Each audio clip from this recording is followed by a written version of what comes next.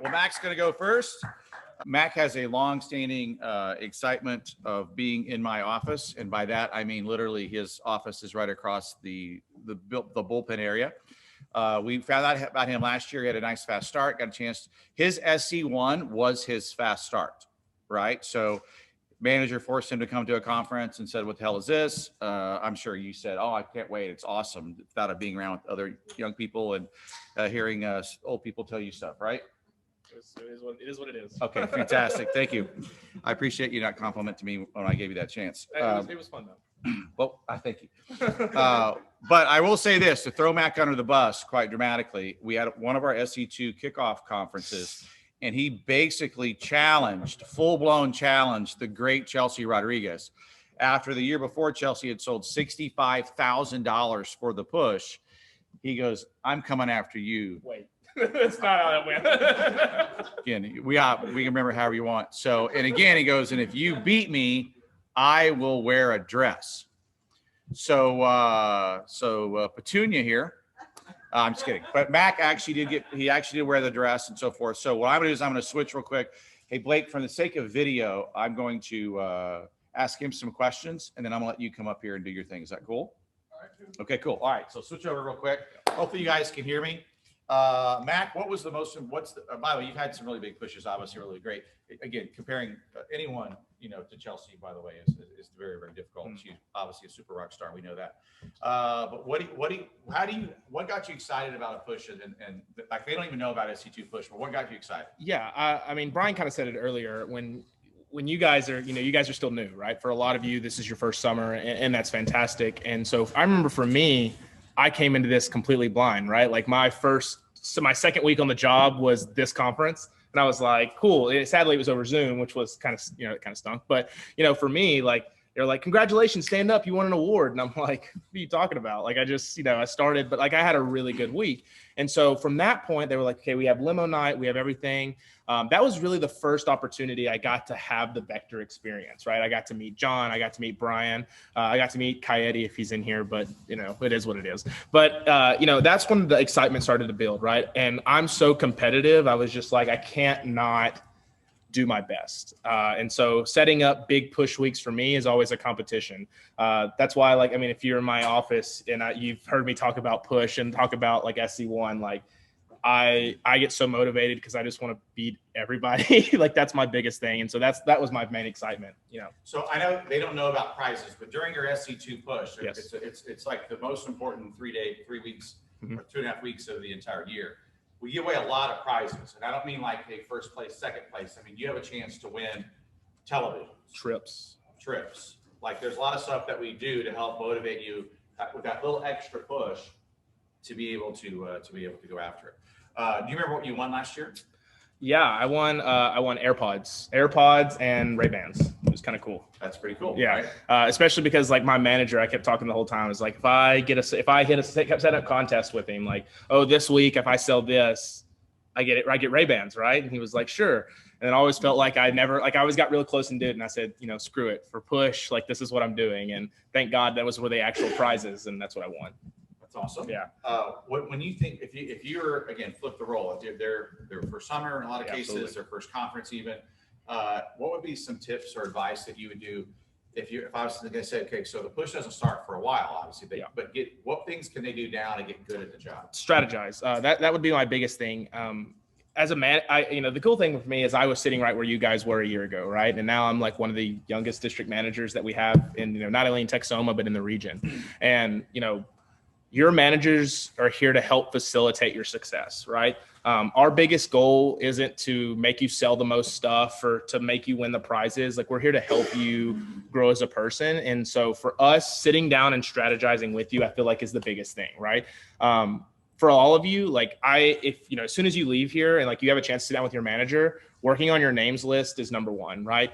Building a top 50 list, building a top 150 list. By the way, if you don't think you have those people, yes, you do. You just don't realize you do yet. That'd be key for number one. When you set up for your SC2 push has this entirely different feel than SC1 does, in my Absolutely. opinion, right? Absolutely. And so for And us, and on purpose. yeah, and so for me, it really kind of puts things into perspective for you guys, because you'll have the opportunity to really go at it full force, right? This isn't beginning of June. This is like end of the summer. Let's get it, right? This is your last hurrah, before summer ends, right? And that's our big time. And so when it comes to that, strategizing with your manager, helping set up goals for yourself, set up contests for yourself. Like, not only are we going to have contests built into the push, but I can assure you that your manager wants to help you reach that next level, right? For me, I was over ambitious, right? I wanted to go over the top. And so like my goal was 30K. And JC loves to give me crap for this, but like my goal was 30K and I hit 995 or something like that. But for me, that was a big deal. I just didn't realize how big of a deal it actually was, right? I still got to, do the limo night. I still got to get really close, and I got to go to Mexico, and I got to do all these fun things. And so that was a big deal for me. And so for you guys, your biggest idea, strategize with your manager, help develop a plan, because before you know it, SE2 is going to be here. I know you didn't hit your goal, but that week, or that push week, you still made $2,700. Absolutely. Yeah. And would so anybody take $2,700? Yeah. That'd be better than your last paycheck, probably. That, for me, Joseph's like, I think mine's going to be right around there. Yeah. For me, that was a big deal, right? A lot of people don't know this about me. And what I like to share is, like, from when I started here, like, this was not the goal for me, right? Like, I had an internship and it got canceled because of COVID. And I was like, you know what? I'm just going to do this. It'll be my nice little, you don't know my honest thought. I don't know if I've ever told you this. I was like, yeah, I'm going to call all of these people and I'm just going to collect all this base pay. And then I didn't make any sales. Yeah, and I thought, I'm glad you did not share that. I was like, this stinks. This stinks. Like, I want to make sales. And so it was a big deal for me to be able to have that competitive edge. Like, I just didn't allow myself not to make sales, right? If I had a no sale, well, then I made sure that I called someone to book in for an appointment, right? And that's a big deal for me, is like being able to meet with the right people. And the last thing, though, do you have a favorite moment of the push, or there's something that you will always remember? Yes, actually. I remember it was literally the day of SC2. And Randall, I'm going to point you out because, like, I literally did this with you this morning. I was like, dude, if you make that one more sell, like, you're going to get up on the stage. Like that was a big deal for me, right? And so I was like, I wanted to say I was like real close to cracking the top 10 or something like that. And I set up an appointment for 8 a.m. the day of the push. And I was on vacation in Galveston, which wasn't much of a vacation, but it was still fun. But I set up an appointment for 8 a.m. I set up an appointment for 8 a.m. the morning of the push because I was just so close to like reaching just being able to say I was in the top 10. And that was enough accomplishment for me. And it was, God bless her, just this woman that used to live on my street where I grew up. And she got so excited because she actually thought I was coming over. And so she made me breakfast and I was like, oh, it's a virtual appointment, but it's okay. But yeah, she ended up buying she bought a flatware chest, and that put me over what I thought my goal was. But had I said like, oh, you know what, if I had just waited until after the push and just said like, hey, I'm going to come meet with you. Like, yeah, I still would have had the sale, but that was a big moment for me, was just to be able to book that last minute appointment to make myself hit my goal, right? Be able to hit that top 10. That's awesome. Yeah. Let's get back in. Yeah. Thanks, guys. All right. Let's bring Blake over. You guys, Blake runs the Highland Park office, but he also is a branch manager. One of the exciting things that, two-time branch manager, but one of the things I always get excited about Blake is one of the really cool things about SC2 is giving people a chance, right? And seeing, one of the fun things about being a manager is seeing the good in people. And Brian Carter definitely saw the good in Blake, because if I'm not mistaken, going into SC2 your first time, what were your career sales at? Like 44. Right? And to sit down with someone logically and go, you're at $4,400 in sales, I can see you selling $10,000 over the next couple of weeks. It's probably not real. Yeah, it's probably not real good. And then you sold, was it 10 or 12,000? It was 10,000 down to the last minute. Sold 1,200 staying in the lobby of the hotel. Right. And it's like literally like, hey, what are you doing? Noah Cook. Exactly. It's like, what are you doing in the meeting room? Well, there's a meeting. It's like, well, push week ends and in 30 more minutes, get your butt out there. And those kind of miracle last second Hail Marys happen more often than you think, right? Now, we get some incompletions for sure, but the reality is we do get some cool stuff. But the part that I get most excited about when I think about Blake, other than you being a great human being, Oh, thanks. which is really fantastic, and you're graduating early, which is really super exciting. But the cool thing about Blake is last year to watch his embodiment of the push week, and when everybody in the world was like, you know, the virus, Blake just, you know, put his head down and said, I'm going to have the biggest push week ever for him. And he did all the things necessary, and he never gave up on himself. And your final number was 30, Like 30,126. right? And it's straight 50%, right? So, you know, he went from his goal of, I don't mean to put words in your mouth, but if I remember it right, it was like, hey, I went from trying to pay for a semester of college to being able to pay for 3 semesters of college. Is that pretty close? Yep. Right.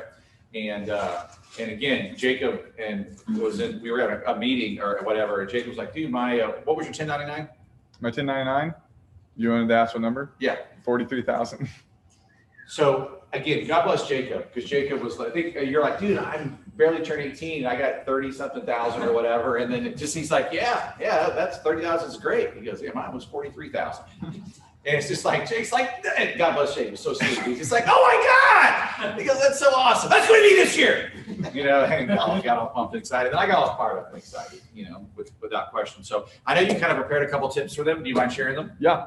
So when you are preparing for SC2, Matt kind of touched on it. It is a totally different field than going into SC1. This was kind of like the warm up. SC2, that's the real deal. And you go in and you absolutely kill it. So you really have to sit down. Best thing to do, sit down with your manager and really create that goal for yourself. For me, first summer, it was at 10K. I used it as an opportunity. I wasn't a 10K fast starter. I sold like 4K in my fast start. But I used that as my opportunity to make that up and prove to myself that I could do it. So I used that push to try to get that 10K, to make limo night, to show myself that I could do it. That was the big thing for me. Is I wasn't focusing on the money. I was focusing on proving to myself that I can do anything as long as I put my mind to it, and giving me that confidence and giving me that boost, especially going into college. That was just absolutely incredible. And that Brian was actually incredible enough to sit down with me, and he said, he just laid out the plan on each and everything I need to do. How many phone jams I need a day, how many calls I have to make, how many demos I have to book, how many orders I have to have. And I followed that and I hit the 10K. This last summer, I took a lot of that to myself. Of course, I still talk with Brian. I mean, I need Brian always.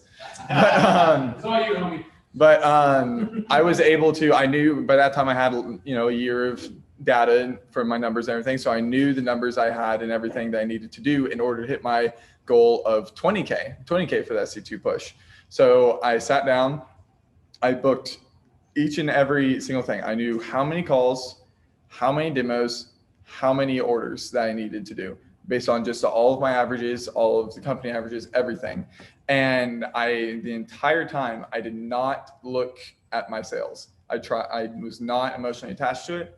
I didn't look at it because I knew as if I did the thing, the harder I worked, the luckier I got. And it worked. I hit that 20K number with about 3 days left. I called Calvin because I made a bet with him that I couldn't do it. And he said, great, now go for 30. I'm like, you suck. So then I went for 30. I got 30. But it was just absolutely incredible to see that there was orders that my first order, I was a branch manager all of last summer, and I like cracked my fingers, I'm like, okay, this is the first demo I've done in about a year. I'm going to do it. I'm going to sell that homie. I'm going to move on and have a great start. I sold a vegetable peeler. First demo, I sold a vegetable peeler. I'm like, not the start I wanted, but it's okay. Just gotta trust the system. Went through it, had a few more vegetable peelers, trimmers, 1 or 2 knives. But then in that, I had homemakers, signature, cookware, a $10,000 business gift order. I mean, it was those things that I just kept going and kept doing what I knew I had to do, kept doing and performing those actions in order to get those results. Because you just have to stick to it. You have to make that plan and stick to it. And always do more than you think, because I would not be happier with hitting that 30K instead of the 20K. That was just absolutely awesome. Making that extra $5,000 to put in my pocket, an extra semester of college, Sounds pretty nice, doesn't it? But I wasn't anything, special or anything different. I didn't like know the owner of the Dallas Mavericks or whatever. It was just, I kept Mark Cuban. Mark Cuban. I know who the owner of the Dallas Mavericks is. Sorry, on those questions. Shark Tank guy. Yeah, that guy. He's the guy that we talk about in our interviews. Yeah, that guy. But no, I just kept going, kept seeing people, kept getting referrals, and then they just kept introducing me to all these different people, kept doing the thing that I was told, smiling, reading, going through the demo, just doing that. Here's a good tip. Set the times out in your day. My Google Calendar, you should see, I'm not organized. Anyone that you talk to, oof, I'm not an organized person, to say the least. But if you go into Google Calendar, an incredible tool to use, I set 5 slots each day. Now I knew I wasn't going to fill out all those 5 slots, but I wanted to get those 3 or 4 in order to hit my goal. So I had those 5 slots every single day, demo slot, dentist appointment, and then having all that. So when I was on the phone, making calls, booking as many demos as I could, I had each and every slot marked out in yellow that I could offer them, that I knew that was a free slot that I could put. Hey, Miss Jones, this would really help me out. I'm really trying to hit my goal. I have 3 for tomorrow. I just need 1 more to hit my goal 4. Is there any way you can squeeze me in at 12:30 or would later at 2 be better? And then you can do that, mark it off, demo with Miss Smith, demo with Miss Jones. You just keep marking it off. Put it in Google Calendar. Mark out everything that you need and just do the demo number. Talk to your manager. Managers, that's why we're here, is to do that. We will tell you exactly what you need to do. I just sat down and did it when one of our reps, Valerie, El Paso, hey. But I told her everything that she needed to do to hit her goal, the numbers that she needed to do, how many demos a week, the average sale. And I told her, don't look at the numbers that you get, because if you do, there will be times you might get frustrated when you get a trimmer here and there. But for every trimmer, there will be a homemaker that will come along. There will be a bigger sale, a 500 CPO, 700, 2,000. You just have to keep doing and just follow the manual and smile. That's really it. Fantastic. I do have one question for you guys. So again, I know you had a big business story, which is really exciting. Did you have a really crappy day? I mean, eventually dealer's pretty crappy, but. Yeah. Oh yeah. There was a few days that, I sold 200 on like 3 or 4 demos. And then that day I talked to Brian about it. That day I had, I don't get a lot of no sales, not to brag. I'm not like bragging, but like, that's not like something that happens like super often, even if it's just like a small order.